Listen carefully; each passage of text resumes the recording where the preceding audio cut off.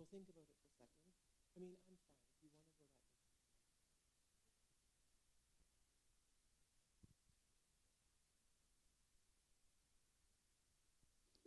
that way. All right. Welcome back. I hope everybody got something into their bellies, even if it was just coffee. And it is really funny because yesterday I dressed for summer, and today I look out and people have winter jackets on and they're bundled up in blankets, and we have the heat on.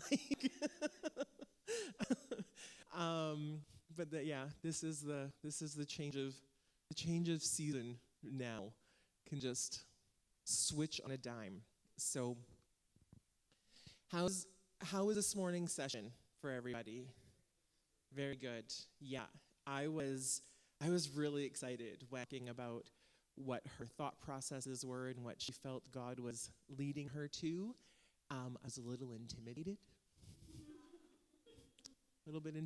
but wow, I just think of like one of the thoughts that I was speaking about last night, like just some of this stuff seems so over there, like David and Goliath. Like, yeah, that's a nice little story. How does that relate to my life? How do I bring that in? And it's really, really enlightening, revelatory to take a look at these and see. So, promised we're doing, what's the word? Offering. If anybody feels that they are called to sow into the ministry,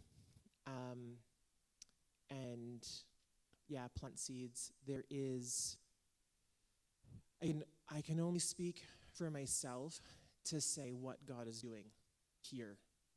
We have 6 students this year, plus 3 children, so technically 10 students this year, which is, oh, thank goodness he equips the called and doesn't call the equipped, because I am not equipped for this.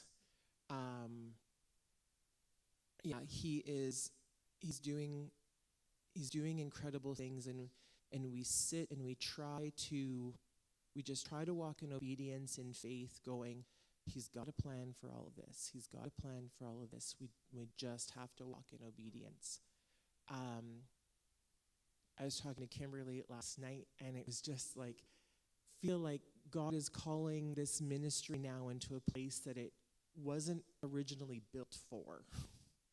It wasn't built for what we're always living in cabins that people would rent for like a weekend and whatever. Like he's calling this place to something that it wasn't originally built for.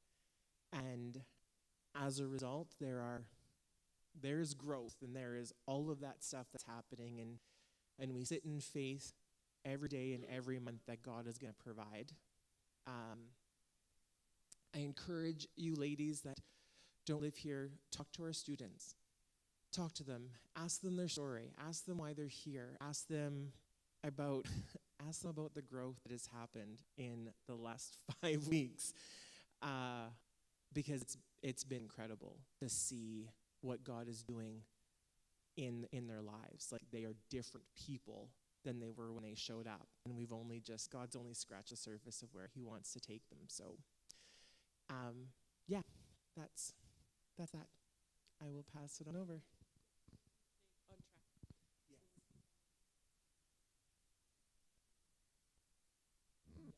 Okay, so I love testimonies. I enjoyed visiting and having coffee around the table, and there are some warriors here. We are all warriors here. We're all overcoming, and we all have weapons that God has given us, and we're going to talk about that. This next valley, the valley of Kishon. And yes, no, this is good. We're giggling because we're like, is it Kishon or Kishon? And Hebrew, as my friend Kimberly has pointed out, and I'm starting to study Hebrew.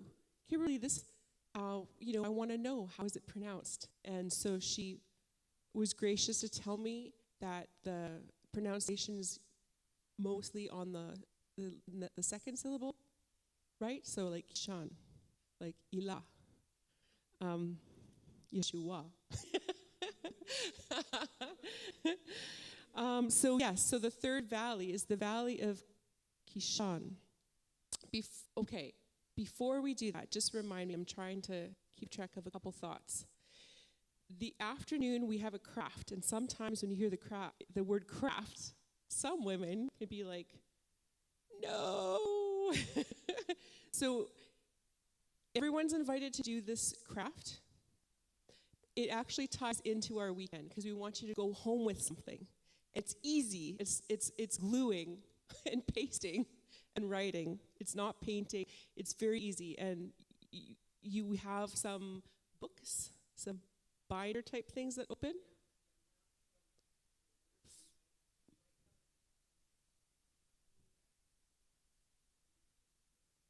Okay.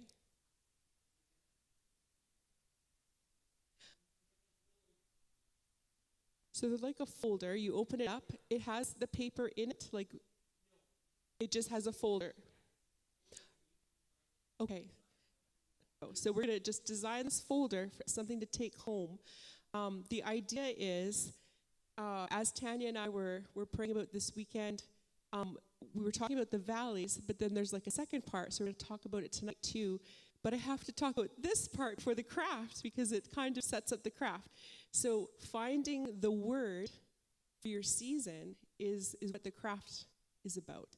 And so even as we've been talking about the two valleys, and there's more valleys, but really trusting that God is already speaking to you even ahead of time in the season that you're in. What is the word in your season? For Tanya, she said the word for her season right now is obedience.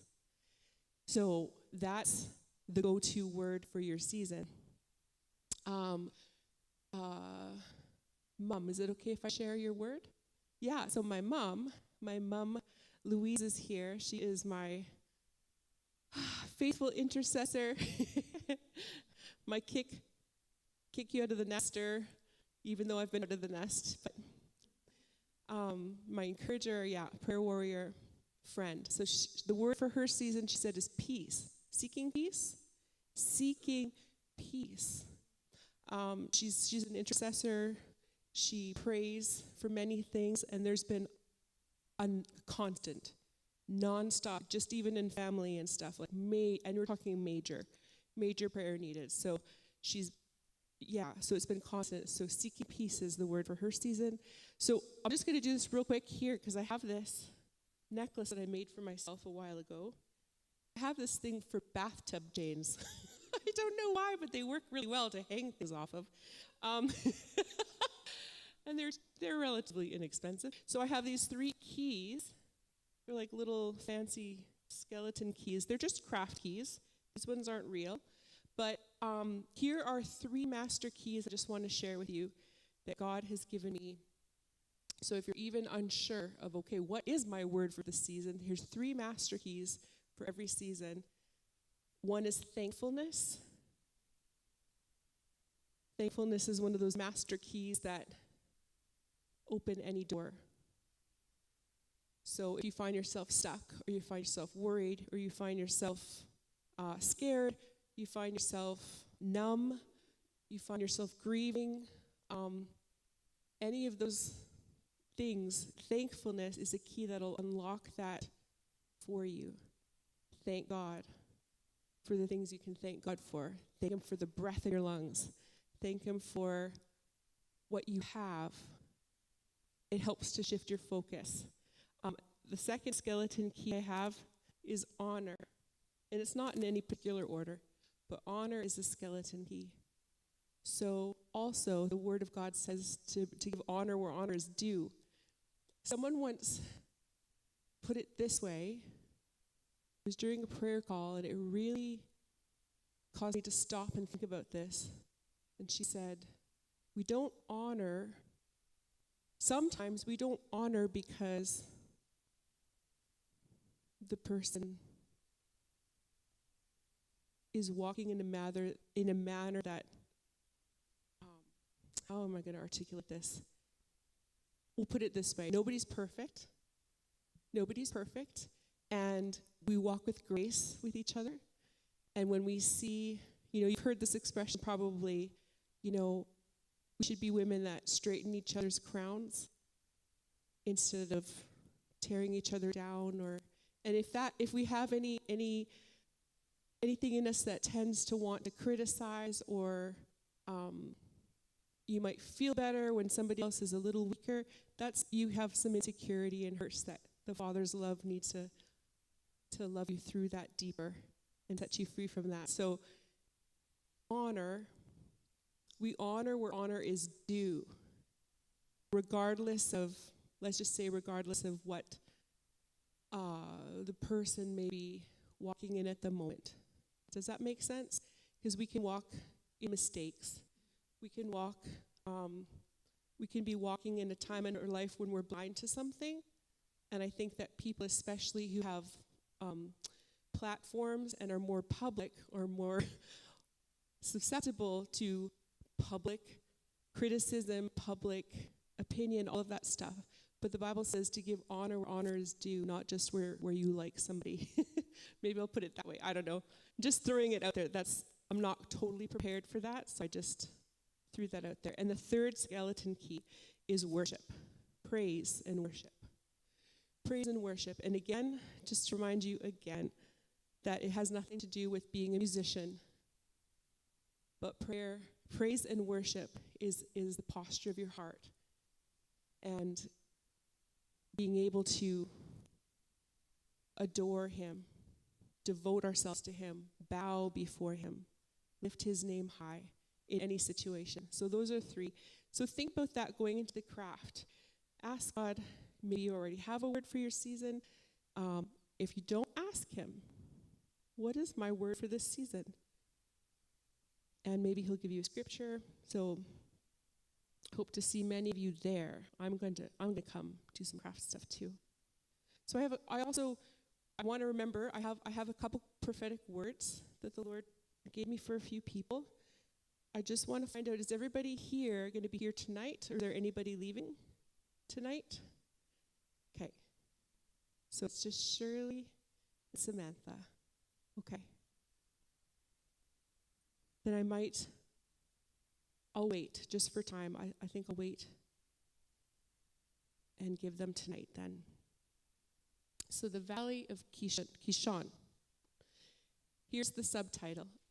Authority, Action, and Divine Justice.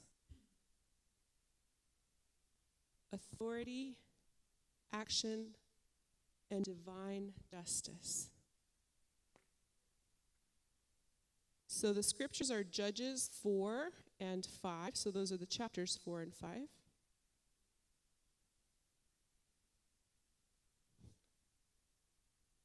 And let me see the answer key here. Okay. In Hebrew, Kishon means a place of snaring. Or it can mean snarer. But a place of snaring. I have a Melanie thought that I'm just going to put out there. This is just a Melanie thought. When I heard that, the valley of snaring, I thought of offense. And I thought, how many of us have been, if you think of it in terms of offense, how many of us have been in the valley of Kishon? But that's just a Melanie thought. I didn't really develop that for here. So this is the Battle of Sisera. Is that how you pronounce it? I'm just Sisera. This is the Canaanites versus the Israelites, and this is the story of Deborah and Jael. Deborah and Jael. So, of course, we had to add some women. These are the mighty warrior women examples we have that are written about. Of course, there's many more that aren't recorded. So Israel was at war with the Canaanites, their enemies. The Canaanites were not nice. I haven't done a deep study on them. I know that, they worshipped idols. They were, I think I could venture to say, perverse. They were not a good nation. So God sold Israel into the hand of Jabin, the king of Canaan, because, here's a consequence, the Israelites were doing what was evil in God's sight. So Israel's in trouble because they've been worshiping idols and they've been doing things that they know are wrong. And there's a consequence. So God has sold them over into the hand of their enemies. So at the time, the political scene was of near anarchy. Leaders refused to lead the nation. The nation lived in fear. And the root of the problem was the reoccurring sin of Israel. The sin was just there, reoccurring. And so the generation that would grow up, there was a generation that grew up that would refuse to serve the Lord. And they were given over to worshiping the idols of Canaan. So basically, if you could sum it up, Israelites left their moral center. They left their moral center, and they chose new gods. And so war was at the gates. And so Deborah, she is a righteous woman. She's a judge. She's the first female judge appointed over the nation of Israel. Because, there's tribes within Israel, the 12 tribes, but she was appointed over the entire nation. She was a prophetess as well. This is Old Testament, so this is cool. So she's a prophetess. She's also a worshiper. And they put her in a place as a military leader. Hokey schmokey. Like, talk about breaking cultural roles, not just one. But this is Deborah. So she was the one that people went to in the matters of justice. She led with wisdom and authority and courage. Verse 6, so Judges 4:6 says that she summoned a man named Barak. This is cool. I'm going to be self-checking. Who God chose to be the leader of Israel's army against the Canaanites. So Barak was the military leader of Israel's army. I guess commander? Yeah, he was the commander. Barak was the commander for the Israelites, and Sisera was the commander for the enemy, the Canaanites. So Sisera was powerful, but he was also cruel, and he oppressed the Israelites for 20 years. So I put in a Melanie question. Have you ever been oppressed for a long season? And I can say that I was oppressed for a 20-year season with post-traumatic stress syndrome. And then I was suddenly set free of the 20-year season. That's still a mystery to me. I'm still unpacking that. I'm still seeking God about that, because there are times and seasons even of suffering. God is not our oppressor, but he can allow us to be handed over for a season, but he's still our God. Like Joseph. Was Joseph in the prison? From the pit to the palace kind of thing? So Deborah went on to tell Barak to gather the men for battle because she was seeking God, and she's like, this has been 20 years under this cruel leader. Israel's in trouble. We need to turn back to God. Our sin has oppressed us. And so as she prayed and as she sought the Lord, God gave her a divine strategy. They're on this mount. And I think I have some pictures too, Marissa. Just reminded of that. The Valley of Keisha, and I think I have a picture of it. I think that's the one. It has a river that runs through it, so I think that's the one. Can we try the next one? I'm just trying to jog my memory if... Yeah, that's correct, because in the background there, I think that's the Mount of Tabor. And so that is where Deborah, the military leader, she directs the Israel army to position themselves on the high ground of that mount. So this is good. They have the high ground. This is good. It's always good to have the high ground. The Canaanite armies had about 900 chariots, and I believe the Israelites had like thousands. So they had more, but still, God gave her strategy to go to war. So the Canaanites, their plan was to take their chariots. If we go back to I think the first picture with the river, they would take their chariots down through that valley where the Kishon River flowed. And basically they got bogged down, their chariots. So Barak trusted in his chariots. Deborah led the Israelites to trust in God. So I said Barak, but I meant Sisera. Sisera is the one with chariots. He got them bogged down in there. It was muddy, soft, and they're quickly losing. So in one last ditch effort, Sisera, the commander, he got out of his chariot, which he was not expecting to do. He had to flee on foot because his army was stuck in the mud.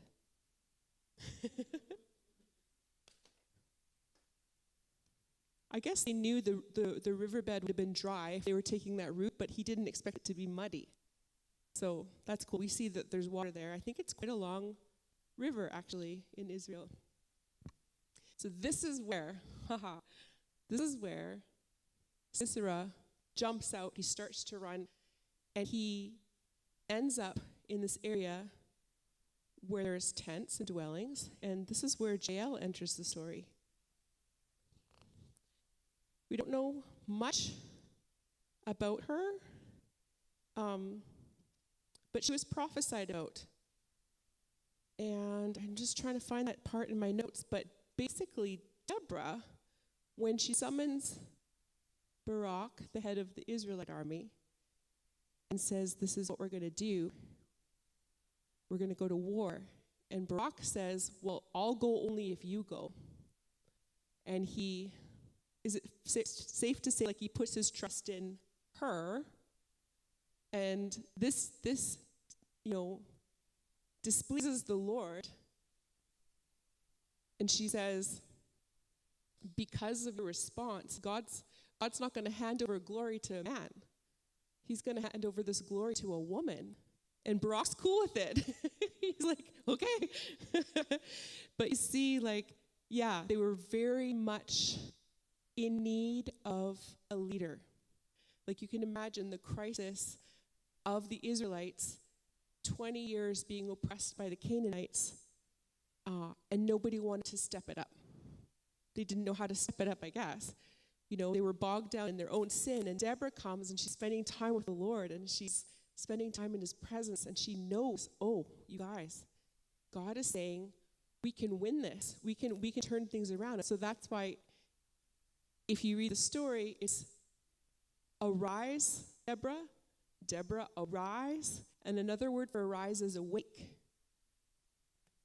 And so that is something we can take into our seasons. Sometimes we get lulled to sleep just from the battle weary, or we've been oppressed for so long, even, right? You can become so oppressed for so long that you just don't have the fight in you. It's just comfortable, or it becomes a comfortable place. Captivity. You kind of, I'm even going to venture to say that captivity can make you lazy. This is not planned. This is just my thoughts at the moment.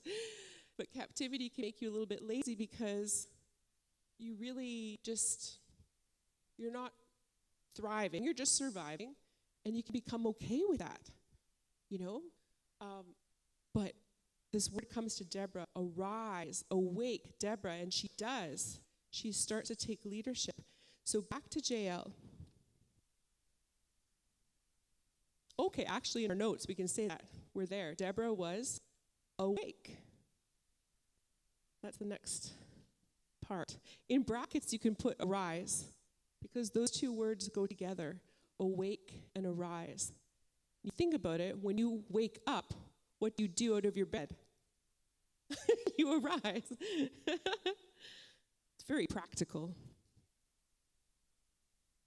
So, this is also another Melanie thought, okay? I put here, she wasn't a something woman. We can write down, she wasn't a jealous woman. It's not that it was read, I didn't read that in the word, like written, but I heard it in between the lines. That Deborah wasn't a jealous woman. Her security was in God. And when she prophesied that the glory would go to a woman, she wasn't trying to make it happen for herself. And I think that's important too. So this is when Jael enters the scene. And Jael,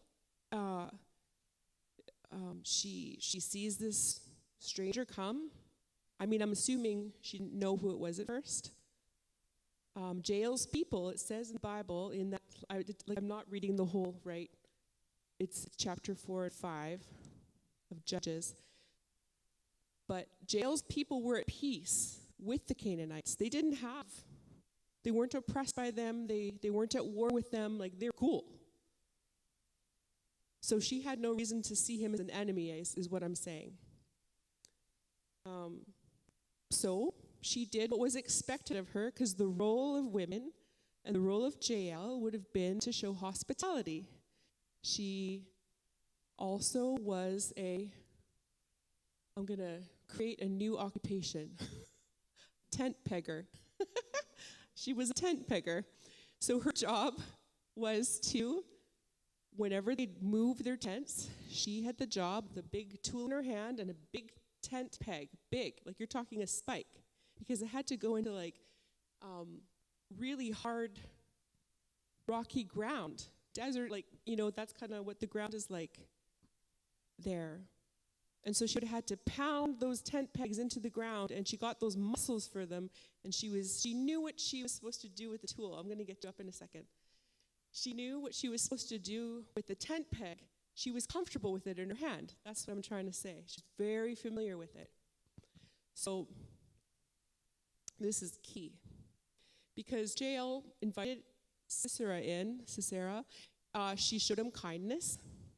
She covered him with a rug to hide and comfort him. I can't remember if it says that in the word specifically, rug, but we know that she did cover him. She covered him, she made him comfortable, she fed him. When he asked for water, she gave him milk. Does anybody here like warm milk before bed? I like a little bit of tea with a little bit of warm milk. And I like to drink that before bed. It helps me relax, and no sugar, just warm tea and warm cream, actually, right? Tea is the coffee. Tea is the vehicle for cream. How's that? So maybe go a couple pictures, please, and we'll see. We have Jael. So this one is Deborah. This is Deborah meeting with Barak. And I liked this picture because of her age in this particular painting idea. Yeah. He's the commander of the Israel army. Yes. Yeah. Okay, so go back to, let's see, the one with Deborah. I'll tell you when. Yeah, that's a good one. We can put that one up first. So this is a young-looking Deborah. She kind of looks like Wonder Woman. Right? And but seriously, guys, what I love about Wonder Woman is that she has that lasso of truth, right? And she has that rope, and she's like, whoosh, and when she gets it around her enemies, they have to tell the truth. I love that. So anyway, here's Deborah. She's at the head of the army, And you see she's carrying her rod and staff of authority that God has given her. And that's important because she's leaning on God. That's her source. And if you go to the next one, there's an older Deborah. Maybe go back. Yeah, that's the one. So this one I like it because I don't know if it says how old Deborah was, but I like seeing her too here with her white hair. I love that as well. So Jael, then you can go to the one with Jael. There's a few with what she does because we all know this story. It's juicy. She saw her opportunity when Jael realized who she had in her tent. Oh, this is the leader of the Canaanite army, the enemy of the Israel army. So she saw her opportunity and she seizes it. And so here we're going to read from Judges 4. Jael, the wife of Heber, she took a tent peg. I think she's thinking about it there. I don't think she has it in her hand yet. Or is he dead? No, he's not dead yet. He's sleeping. He has no idea what's going to happen. So she took a tent peg, which was something she always did. She took a hammer in her hand, and she went softly to him. So she didn't want to wake him. Just pause there for a second. Like if I had a stranger in my house and he was sleeping. And then I decided, and you guys, like, in no way we're going to go out and literally murder our enemy. But she did. Like, this was literal. She crept softly because he was a cruel man, a big man, an experienced man. There she is, in position, ready to strike. And you know what? I don't think she missed, right? She didn't miss the first time. This is a key too. So he was lying fast asleep from weariness, and she drove the peg into his temple, and it went down into the ground while he was laying fast asleep. That stuck out to me. I used to think, okay, like it tapped it in, and yeah, that would do it. But no, she went through his skull into the ground. So he was pinned there as well as dead.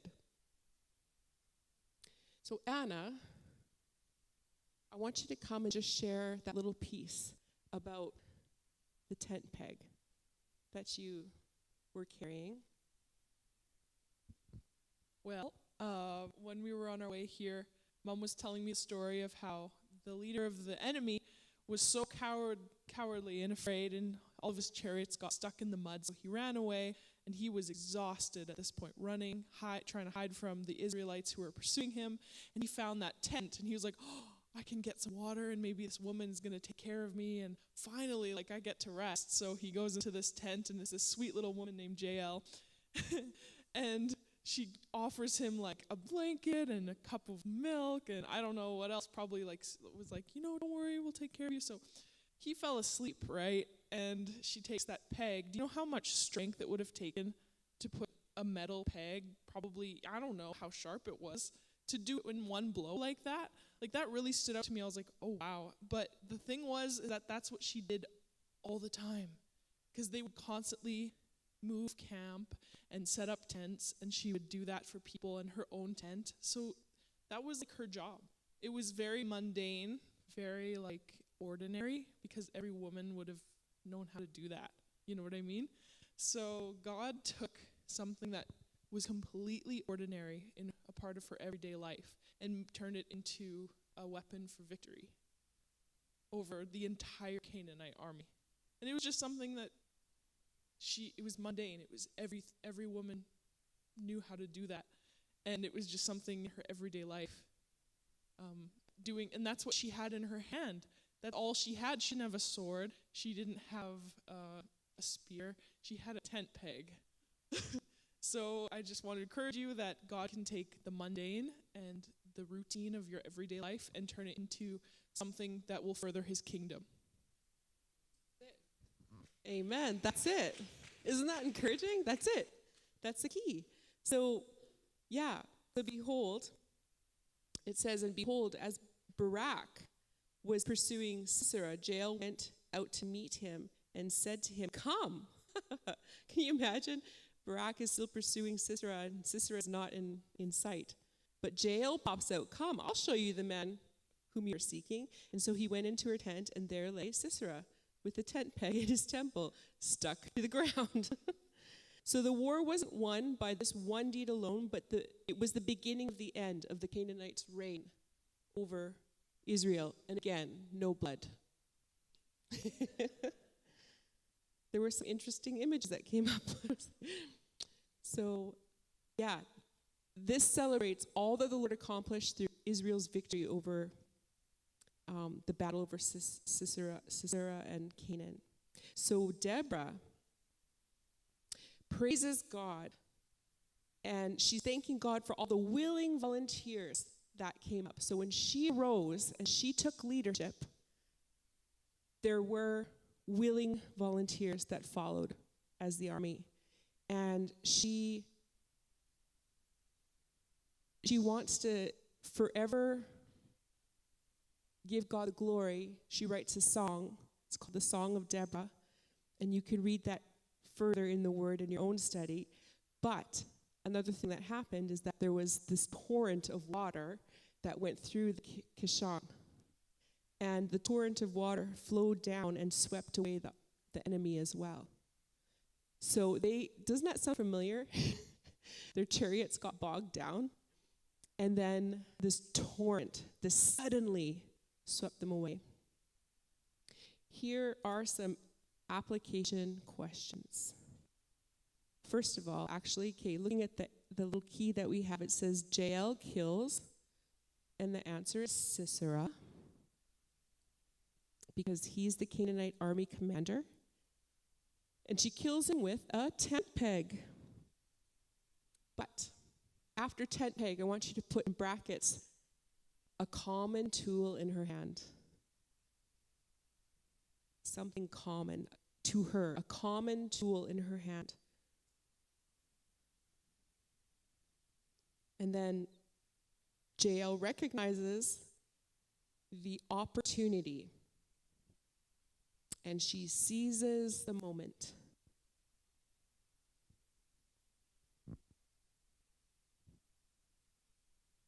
So, are you in a season of seeking strategy? I think I'm there. I think I can relate to this one too, like a lot right now. Are you in a season of seeking strategy? Do you need wisdom to judge wisely at this time?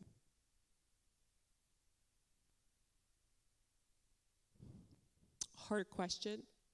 Is there sin in our life that needs to be dealt with? Something that is oppressing us. Something that is keeping us in consequences. Even as Israel was in a state of sin. So these are personal questions.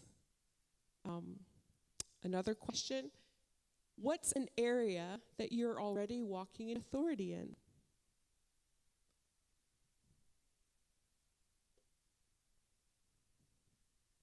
I'm starting to walk in authority over fear. And here's the thing. Fear is one of those giants. Like, we talked about cutting off the head. I think it's possible to live without fear. I think it's possible, right? That's amazing to me because fear. And then last question, have you witnessed God's divine justice in your life? Is there an area that has been, have you seen, have you received and witnessed his divine justice? Or is that something you are wanting, needing to see? So here's something to encourage you, that there's a cloud of witnesses that is cheering us on. I love that. But he said it. It's true. So Hebrews 12:1, this is where it is. Hebrews 12:1. Therefore, surrounded by such a great cloud of witnesses, let us throw off everything that hinders us, and let us throw off the sin that so easily entangles. Let us run with perseverance the race marked out for us. So we each have a race marked out for us. And we're going to conclude. So Deborah was awake. She was awake. I feel awake today. Like, not just awake in my day, but I feel awake spiritually more than I have in the past. In the past couple years, especially I think even COVID woke me up in a greater level, right? Even, it's still the giant that's rearing its head, and God delivered me. God delivered me through in the pandemic. I was one of those with the high risk, type 2 diabetes. At the time, I was more overweight. Since I received my healing in 2020, I've had about 60 pounds come off. And that's not by doing anything different, guys. That's healing. That's a divine justice, actually. I can say that. It's part of a divine justice, because that was a long battle. But yes, God delivered me when I was sick. And he was with me when I was isolated, because I had to go to the hospital isolated. That was not fun, because the last thing you want when you're not feeling well is to have to fight for yourself. I'm telling you, this is good. The Lord's reminding me of this. I have to testify this. He is our defender. He is our deliverer. He is our protector. He is with us. He was with me in the hospital during that time. It was just a day. I had to go in. There were a lot of things I could say. It was very eye-opening, the system. But God was with me. He even reminded me of things that I wasn't in the frame of mind to remember because I was not feeling well. He reminded me of a life-threatening allergy that I had to a certain scan. It's like an iodine. They can inject iodine in your blood to just scan. And I had a major allergic reaction with that years ago when my face swelled 3 times. And the only good thing that came out of that is that when my face went back to size, it was like the best facial ever. It was like a free facial. It was really weird, like the stuff that was rolling, like, because, if your skin stretches, right? Anyway, it was not pretty, but it was free. I'm kidding. So I was in the hospital, yes. They were going to run this test on me that in my state would not have done good for me. In fact, that it was actually, my life was being threatened by that test. And the Lord, wow, Jesus, the lion walked into the room. And I'm just saying this as a vision. The lion walked into the room and he roared over me. And that roar enabled me to roar back to the system as they were really pushing me to do certain things. And I had to say no. And you have to know this about me. Like, before my healing and stuff, I had a hard time saying no, right? When you have a gift of compassion, and that it can be hard to set boundaries because you don't want to hurt anybody's feelings and all this kind of stuff. But I'm telling you, I was a different person after being healed and set free, especially that 20-year season. And that roar came out, and I was able to say, no, this is not going to happen. This is why. And I walked out with treatment I needed, but I had to fight for. And God was with me. So he gets all the glory, even in that bleak, scary place. So back to this. Wake up. It woke me up. It woke me up to many things. So she was awake. Deborah was awake. She inspired an entire nation. And she turned them from sin to right standing. A nation. She called them to repentance. She led the army with a strategy from the Lord. She was aware of the time and the season. It was enough. Do you ever feel like you just had enough? of the enemy taunting you, enough of him rearing that ugly face, enough of the defiling of your God. Well, she was aware that it was enough, and she stepped up.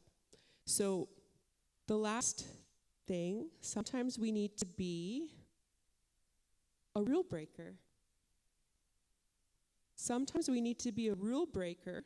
Now I'm talking about JL, and a risk taker. JL was a rule breaker and a risk taker. In the moment that she decides, she sees the opportunity and she seizes the moment in her tent, she obviously breaks the rules of her culture to carry out an act that will wipe out an entire nation's enemies. But that act alone started a 40-year span of peace for Israel. Her actions affected the entire nation. I want to encourage you and I want to stretch you that it's possible. Your action in your life can have that kind of an effect. It can affect your entire family. It can affect your entire neighborhood. It could affect your entire city. It could affect your entire province. It could affect the entire nation. So I'm not saying go out and drive a tent peg in the temple of your enemy, literally, because that is Old Testament. But Jesus also broke the rules when necessary. So here's just a little reminder.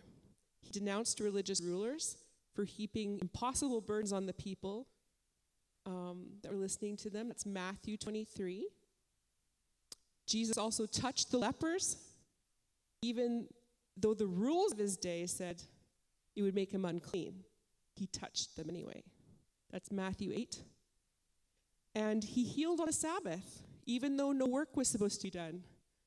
That's Mark 3, 1 through 6.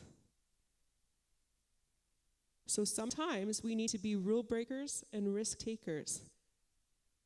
Hear what I'm saying? He flipped the tables. He flipped the tables. Yes, he did.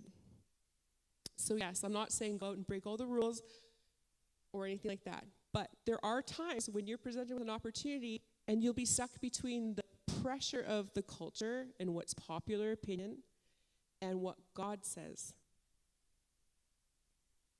Always choose God. So here is the key. Women can break out of, so we can break out of the expected roles that society has given.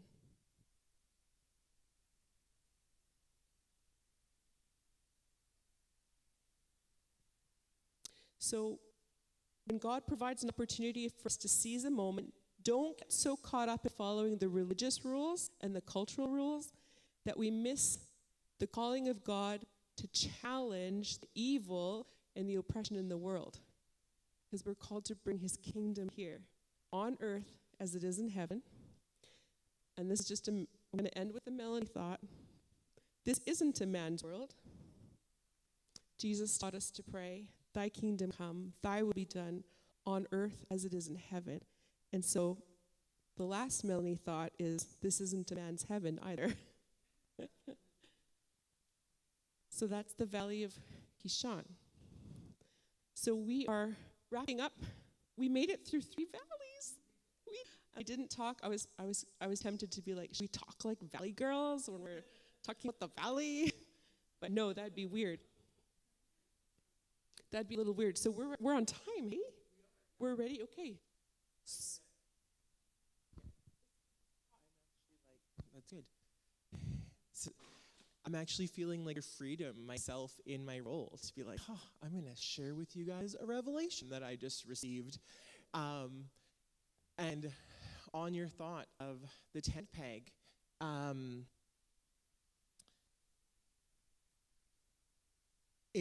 was instantly like,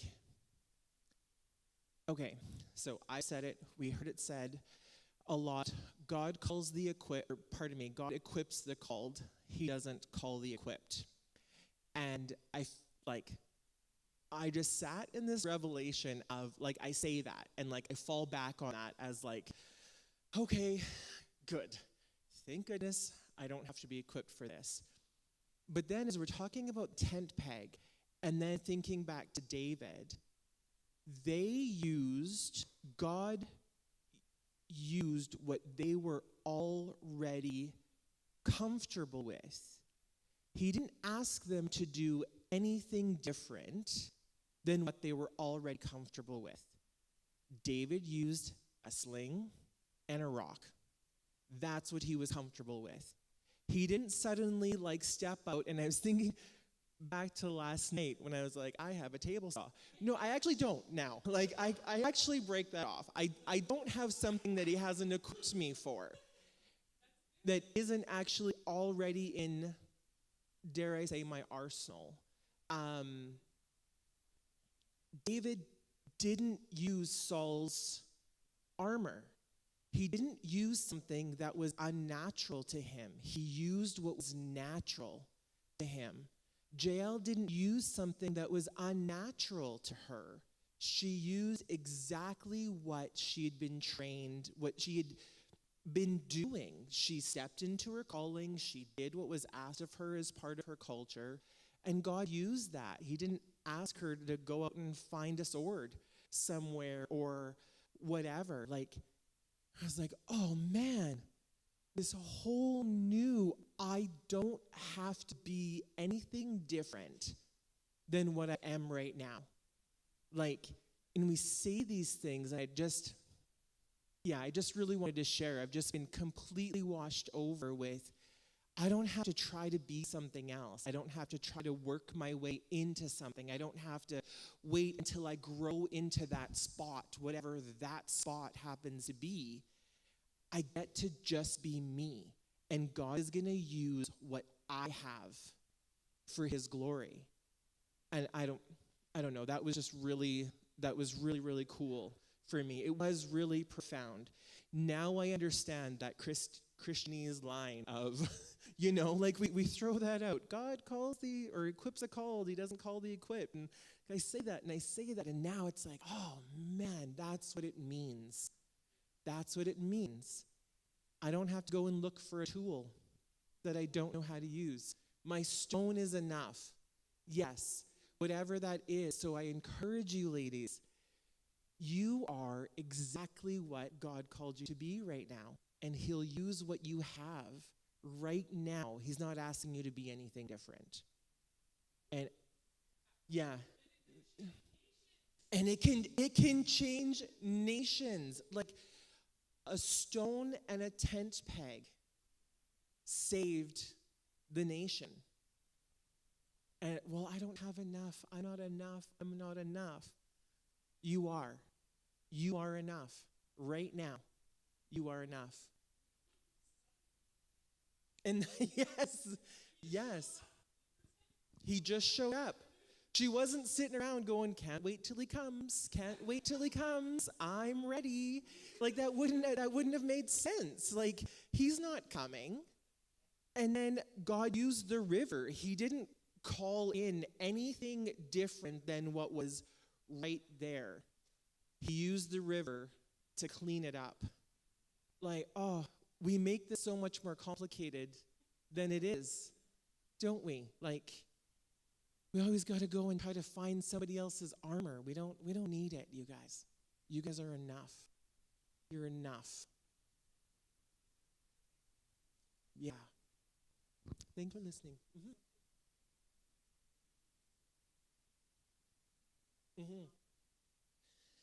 Well, exactly. It's not going to fit, right? So it really is let's straighten each other's crowns instead of, and even for our own selves, let's understand that our crown is straight already. We actually don't need anything else. We don't have to wait for something else. Oh, I want that. God brought you to your space. Wherever you are, your space, and he'll use that, no matter how insignificant it might feel. The Bible is full of the insignificant being significant. That upside down kingdom. I want a tank. No, I just need a rock. I just need a rock. I actually don't need a tank. I don't need what the enemy thinks I need. I just need what God asks me to use. So, yeah.